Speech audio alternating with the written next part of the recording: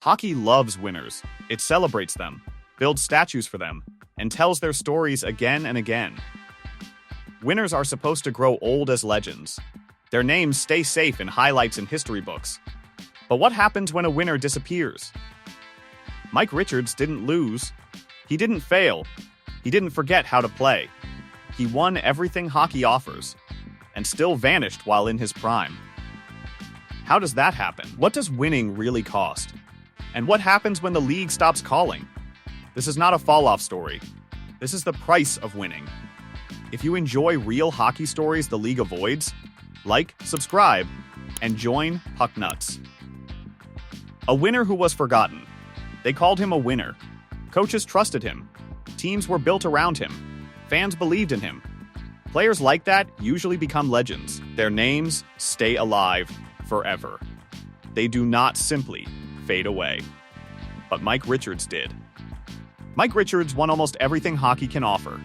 He won a Memorial Cup in junior hockey. He won a Calder Cup in the All. He won World Junior Gold as captain. He won Olympic Gold with Canada. He won 2 Stanley Cups with the Los Angeles Kings. By his mid-20s, he looked like the kind of player a franchise could build around for years. Philadelphia made him captain at just 23 years old. He wore the C the way the city expected. He played through pain that would have ended other careers. He never asked for praise. He never complained. He showed his value by taking hits, blocking shots, and leading by example. Then, something strange happened. In January 2015, the same Kings team that had won 2 championships with him placed him on waivers. Not one team claimed him. 6 months later, his contract was terminated after an arrest at the Canadian border. He was only 30 years old, with 5 years and $22 million still left on his contract. The player who once defined winning hockey disappeared faster than almost anyone in modern NHL history. This was not a sudden collapse. It was the final cost of a career, built on sacrifice, pain, and doing whatever winning required. Learning to endure. Score! Mike Richards! He grabbed it last year. Richards and the Flyers. Mike Richards was not seen as a future star when his journey began. When the Kitchener Rangers picked him 4th overall in the 2001 All-Priority selection, many scouts were unsure. He didn't stand out for size or flashy skill. Most teams didn't notice what made him special. The Rangers' general manager had only watched him play twice, both times because a friend from Kenora, Ontario, insisted Richards had something scouts were missing. It wasn't speed or skill, it was his ability to take pain. Richards didn't avoid contact. He went toward it. He felt at home in chaos. Early on, he learned leadership wasn't about speeches, but about showing teammates how much punishment you could endure. By the 2002-03 season, Richards led Kitchener with 87 points and helped captain the team to a Memorial Cup. At 18, he carried the pressure most players face much later. Named captain the next season, his toughness made him impossible to ignore. Targeting him didn't slow him down, it made him stronger. Entering the NHL, Here's a look at the hit by Richards. But Lucic stays with the play and he finds a... Michael Richards stepping up, come back! President Trophy winning team last year. Weiss's shot. the Philadelphia Flyers drafted Mike Richards 24th overall in the 2003 NHL draft. He was not rushed into the spotlight, but his impact came fast. After Kitchener was eliminated in 2005, Richards joined the Flyers' all-team, the Philadelphia Phantoms. Before playing a single NHL game, he helped the Phantoms win the Calder Cup, showing he could lead at any level. Richards made his NHL debut on October 5, 2005, against the New York Rangers. On his first shot, he scored. It was a small moment, but it felt important. Philadelphia had found exactly what it was looking for. By his 3rd NHL season, Richards led the Flyers in scoring with 75 points and was named an alternate captain. The organization clearly trusted him. On December 13, 2007, the Flyers signed him to a 12-year, $69 million contract, the largest in team history at the time. 9 months later, they made him captain. At just 23 years old, Mike Richards became the youngest captain in Flyers history. Coach John Stevens said Richards played the game the way the Flyers wanted to be represented. Playing through pain. Richards responded the only way he knew how. In the 2008-9 season, he scored 30 goals, recorded 80 points, and led the NHL with 7 shorthanded goals. He finished second in Selke Trophy voting, losing to Pavel Datsyuk by only 3 votes. On paper, he was one of the league's best two-way centers, but his body told a different story. Both of his shoulder labrums were torn. He played the entire season using anti-inflammatory medication. He never asked to sit out, and the Flyers never asked him to stop. When the season ended, he needed surgery on both shoulders within 2 weeks. Philadelphia praised toughness, and Richards delivered. The problem was that playing hurt stopped being an exception and became normal.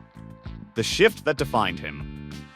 Montreal on a power play for another 50 seconds. Richards trying to scoot in there alone. Halak way out of the net. It pinballs to the crease. Score! Game 5 of the 2010 Eastern Conference Final showed exactly who Mike Richards had become. He took a heavy hit along the boards, stayed on his feet, and moments later scored a short-handed goal that changed the series. Broadcasters called it the shift. That was his peak. Not because of regular season numbers, but because of what he delivered when everything mattered. The Flyers went on to complete a historic comeback from a 3-0 series deficit against Boston, becoming only the 3rd team in NHL history to do it. They reached the Stanley Cup final but lost to Chicago in 6 games. Richards proved he could carry a franchise in the playoffs while playing through injuries that should have kept him out. The warning signs were there. The trade that changed everything. And some shocking news out of the NHL. The LA Kings have placed Mike Richards on waivers. Richards, who turns 30 next month, has another 5 years with a cap hit. On June 23, 2011, Mike Richards woke up as the captain of the Philadelphia Flyers. By the end of the day, he was a member of the Los Angeles Kings. The Flyers traded him for Wayne Simmons, Braden Shen, and a draft pick. Officially, the move was about clearing salary cap space to sign goaltender Ilya Bryzgalov. Unofficially, rumors about off-ice behavior began to spread. General manager Paul Holmgren publicly denied them, calling the rumors absurd. But the damage was already done. Richards later said he was shocked by the trade. What he did not say was how deeply his identity was tied to Philadelphia. The city gave him purpose, trust, and belonging. Los Angeles would bring championships, but it could not replace what he lost that day, winning again in Los Angeles. Kings general manager Dean Lombardi believed Richards still had what it took, and he was right. Richards helped the Kings win the Stanley Cup in 2012 and again in 2014, proving he wasn't just a product of one team or coach. He was a winner, but the sacrifices caught up with him. Concussions added up, and a hit from Raffi Torres in the 2013 playoffs forced him out for 3 games, causing permanent damage. His production began to drop, and the injuries were no longer temporary. The decline. By the 2014-15 season, Mike Richards was no longer the player he once was. He scored 5 goals and had 16 points in 53 games. His role shrank, and no one explained why. On January 26, 2015, the Kings placed him on waivers. 29 teams passed on him. Sent to the All, he still scored 14 points in 16 games, but in his final 6 NHL games, he managed just 1 assist. The stats said he was done, but the real reasons ran deeper. The arrest and the end. Well, former LA King Mike Richards has been charged with illegal possession of a controlled substance. It stems from the investigation that started back in On June 17, 2015, Mike Richards was stopped at the Emerson-Manitoba border and found with oxycodone without a prescription. The Kings learned during the NHL draft, and 12 days later terminated his contract.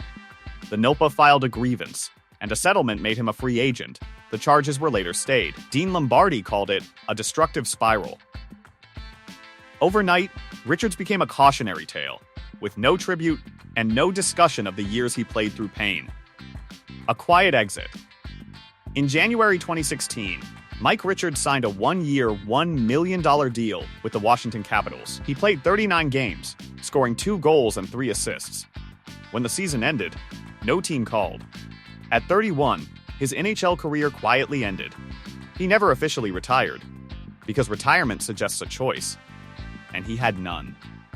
Life after hockey. Richards and his dog Arnold can finally establish in the hockey world. He was, after all, the Flyers' captain. The team. After hockey, Mike Richards rebuilt his life. He split time between Ontario and Florida and returned to competitive fishing, something he loved before hockey took over.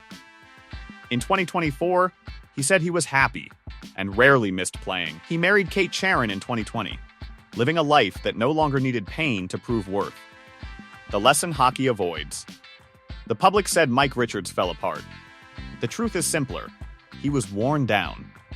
Hockey rewards sacrifice until there's nothing left, then walks away when the cost shows. Richards won everything the sport offers and paid with his body. He survived what hockey never teaches: stopping.